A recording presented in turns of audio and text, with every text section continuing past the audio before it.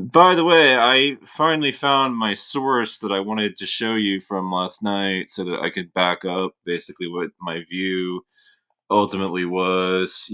This is an article that came out back in 2015 that you probably should have ultimately seen, but I guess that a lot of people kind of just scrolled right by the court's article. But Allison Stranger was the reporter that wrote about this, and it was about how it was about how in America, mass incarceration has caused more crime than it prevented. And I know that a lot of people in this country seem to think that a title like that just contradicts itself outright, but that's just not the case. There's a reason why it's the way that it is.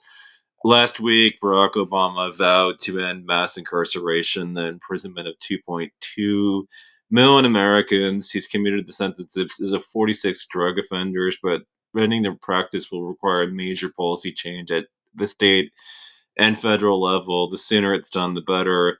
The evidence from the last 40 years suggests that the mass imprisonment policy was a tragic failure. Putting more people in prison not only ruined lives, but it may have created more crime than it prevented.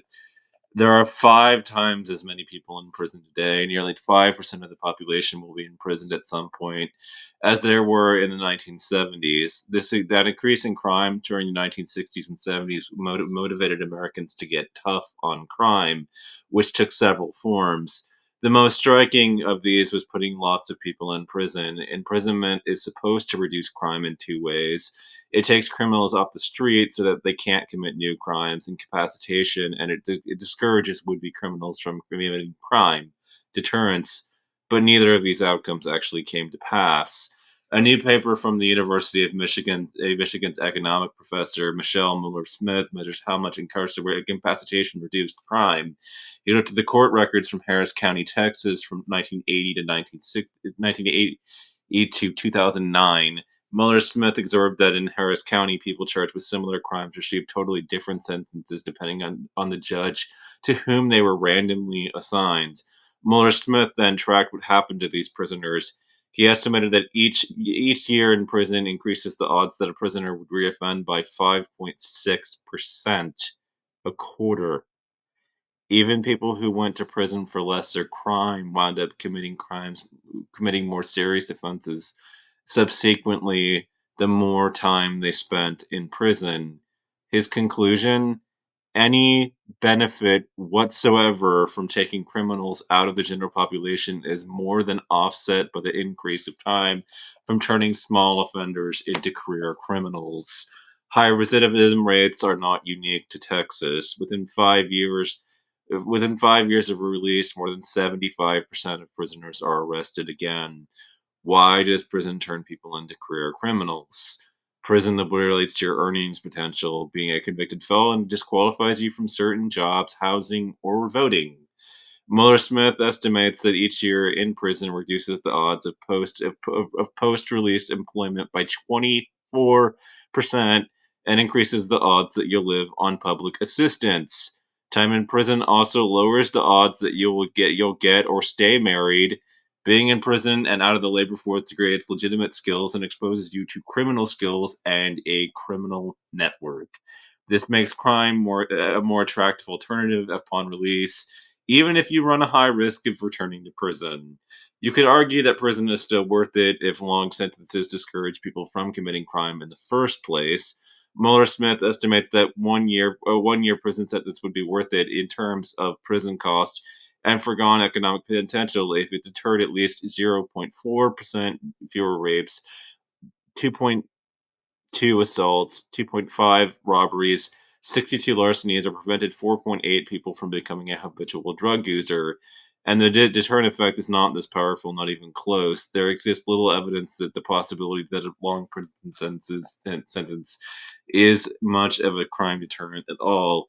If a long prison sentence was truly a deterrent, juveniles would stop committing crime when they turn 18 and face the possibility of jail time. But they don't. There are several reasons why. First, criminals who are often young men tend to be impulsive and discount the future. The possibility of a longer prison sentence is too far away to pose as a deterrent.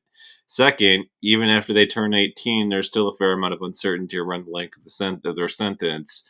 The Harris County data shows that jail time often depends on the judge that's assigned, the prosecutor, available evidence, and how busy the court is, which determines the odds that someone is convicted and ends up with a plea bargain. Longer sentences aren't much of a deterrent because even in our era of mass incarceration, the possibility of actually going to prison is too uncertain and too far in the future to meaningfully impact behavior. The one exception seems to be when there's a high degree of uncertainty around the punishment. A three strikes rule in California levies draconian sentences on three-time offenders with near certainty, even if the crimes are fairly minor. There is some evidence if someone has two strikes, they are less likely to commit a third offense. So, if mass incarceration has not deterred crime, what could work?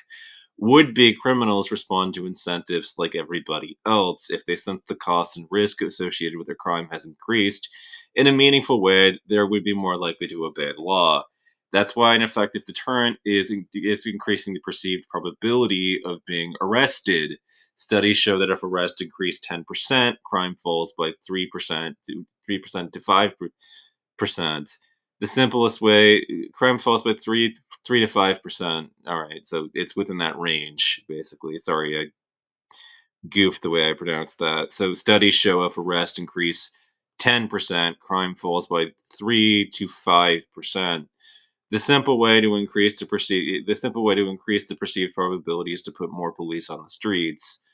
Florida states John Click and George Mason economist Alice Bark estimate that raising terror alert levels increased police presence by 50%. It's not clear if that meant less terrorism, but more police decreased auto theft by 43% and burglary by 15%. More police will reduce crime, but longer sentences don't because of how criminals perceive risk. More people commit crime thinking they won't get caught. Seeing more police changes this and increases the perceived cost of committing crime. A notorious example of this is the dramatic crime drop that occurred in New York City in the 1990s. There are many reasons crime fell, including a stronger economy that offered better legal alternatives to crime, but a major factor was that the New York police force grew by 35%. There's little evidence that arresting people for misdemeanors prevented them from committing more serious crimes later, which was the philosophy at the time. But crime did fall because arrests actually increased for all kinds of crime. The rest of America also experienced a big drop in crime during mass incarceration, but this was for a myriad of reasons. Crime fell because of a booming economy, changing trends in drug and alcohol use, an aging population, and other more effective police measures. It's possible that crime would have been even lower if we hadn't put so many people in prison and turned a generation of young men into hardened criminals. See, this is what, got me to the point in which I was just like, "I'm done. We need an alternative to this," because it was, ultimately the realization that your time in prison fundamentally alters the social network that you're going to have access to when you get out of the system. I mean, for me, even being in there for a couple of days, getting released, and then realizing that my neighbor, like 2 doors down, was, so easy to access. If I hadn't had my head glued more firmly on my shoulders and everything, and had, a plan or, any sort of creative thinking, like starting an Amazon company and, whatnot, it would have it would have been a train wreck for me at a much more profound level that would have screwed up my life and, future directory to, a huge extent. I mean, I just knew that, all right, I didn't ultimately face the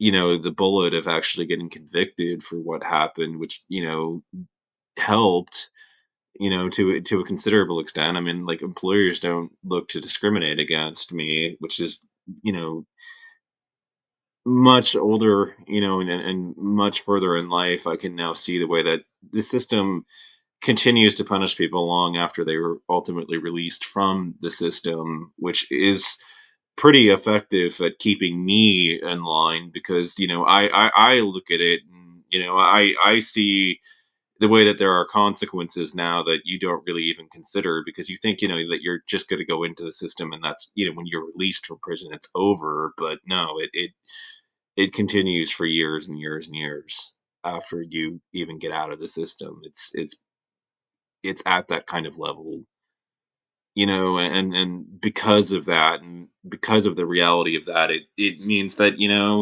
it boosts the incentive to, if there is something that, I do that doesn't strictly speaking follow the rules, to cover one's tracks really, really, really well, which is, the VPN that I pay for instance. But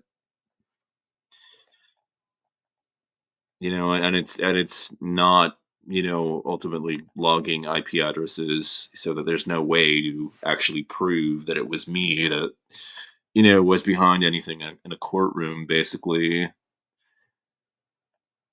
But, this is what the data is now showing ultimately.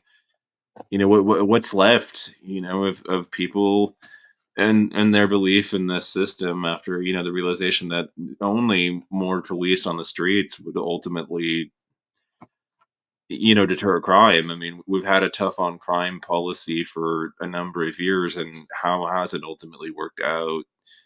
The prisons are now filled with more people than, they had been since the whole, policy of mass incarceration began.